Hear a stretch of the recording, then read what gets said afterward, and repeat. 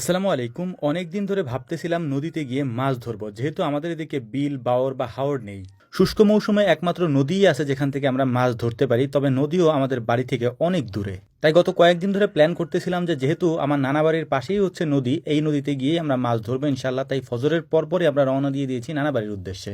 আকাশে হালকা হালকা মেঘ রয়েছে, বৃষ্টি হতে পারে, মেঘের কথা চিন্তা করেই আমরা একটু আগে ভাগে রওনা দিয়েছি, যাতে করে খুব সুন্দর করে সকালে মাছ ধরে ফিরে আসতে পারি। এখানে মাছ ধরতে আসার পেছনে আরও একটি কারণ রয়েছে, কারণ হচ্ছে আমাদের ওই সাইডে যে নদীর অংশটা রয়েছে ওখানের নদীতে প্রচুর পরিমাণে কচুরি রয়েছে, যেখানে জাল খেয়াও দেওয়া যায় না, যে কারণে আমরা এখানে এসেছি। এখানকার পানি একেবারেই পরিষ্কার, এখানে জাল খেয়াও দেওয়া যাবে, এই কারণে মূলত এখানে আসা। সকাল সকাল যেহেতু এসেছি তাই ভাবছিলাম হয়তো মাছ কিছু পাওয়া যেতে পারে, তবে আমরা একেবারেই হতাশ হয়েছি। একেবারে একটা দুইটা মাছও ঠিক মতো এখানে ওঠে না। তার উপরে আবার যেটা নিয়ে টেনশন করছিলাম সেটাই হলো, অর্থাৎ বৃষ্টি চলে আসলো, একেবারে প্রচুর পরিমাণে বৃষ্টি নামা শুরু হলো। প্রথমে আস্তে আস্তেই নামতেছিল, পরে দেখলাম যে আস্তে আস্তে জোরে নামতে শুরু করেছে।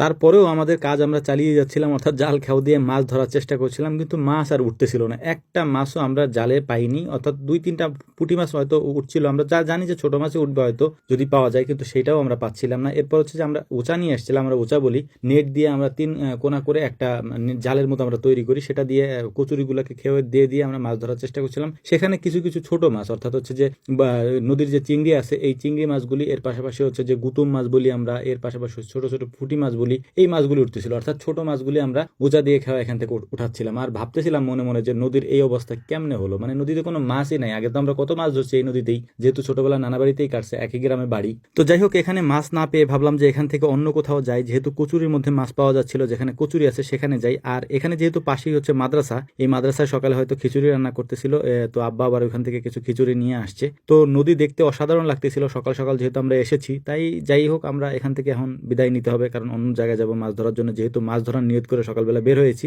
মাছ আজকে ধরতেই হবে। আমরা অন্য জায়গায় চলে এসেছি। এখানে আসার পর একটা খেয়া আমরা উঁচা দিয়ে দিয়েছিলাম, মাছ দু একটা উঠছিল। এরপর ভাবলাম যে বড় নেট দিয়ে তারপর আমরা খেয়াও দিই, কিন্তু বড় নেট দিয়ে খেয়াও দেওয়ার পরে দেখলাম যে একেবারে মানে একটা মাছও ওঠে নাই। এটা খুবই অবাক হয়েছি যে একটা দুইটা মাছ তো অন্তত উঠবে, কিন্তু একটা দুইটা মাছও এখানে উঠে নাই। তারপর আর কি করবো, এখান থেকে ভাবলাম যে মাছ যেহেতু উঠতেছে না, যেহেতু মাছ ধরবো, সেহেতু বাড়িতে চলে যাই। বাড়িতে গিয়ে পুকুরে গিয়ে তারপর হচ্ছে যে এই জাল দিয়ে নেট দিয়ে টান দিয়ে এরপর ইনশাল্লাহ মাছ ধরবো। যেহেতু পুকুরে তো মাছ আছে, পুকুরে তো আমাদের ছাড়া মাছ আর কি, আর বড় বড় সাইজের মাছ আছে, অনেকদিন ধরি না, তাই ভাবলাম যে ওখানে গিয়ে মাছ ধরবো। যেহেতু মাছ ধরার নিয়ত করে বাড়ি থেকে বের হয়ে এসেছি, তো চলে এসেছি হচ্ছে বাড়ির দিকে। বাড়িতে আসার পর দেখলাম যে পুকুরের মধ্যে হাঁস ছিল, হাঁসগুলাকে উঠাই দিছি এক সাইডে দিয়ে। তারপর আমরা নেট দিয়ে তারপর সুন্দর করে মাছ ধরার চেষ্টা করছিলাম। আর মাছগুলির পেটে ডিম হয়ে গিয়েছে, মাছ যেহেতু এখন বড় বড় সাইজের হয়ে গেছে আলহামদুলিল্লাহ। এই মাছগুলি আমরা হয়তো 2-4 দিনের মধ্যে বিক্রি করে ফেলবো খুব শীঘ্রই, কারণ মাছ এখন আর বড় হওয়ার মতো তেমন সুযোগ নেই। আর যেহেতু কয়েকদিন পরে পানি হবে, তাই আমরা ওই পানির জন্য অপেক্ষা করতেছি, সেখানে আমরা নতুন মাছ ছাড়বো ইনশাআল্লাহ। তো দেখতে দেখতে অনেকগুলি মাছ আমরা পুকুর থেকে ধরেছি, যে মাছগুলি আসলে আমাদের ছাড়া মাছ। এবং এই পাঙাশ মাছগুলি,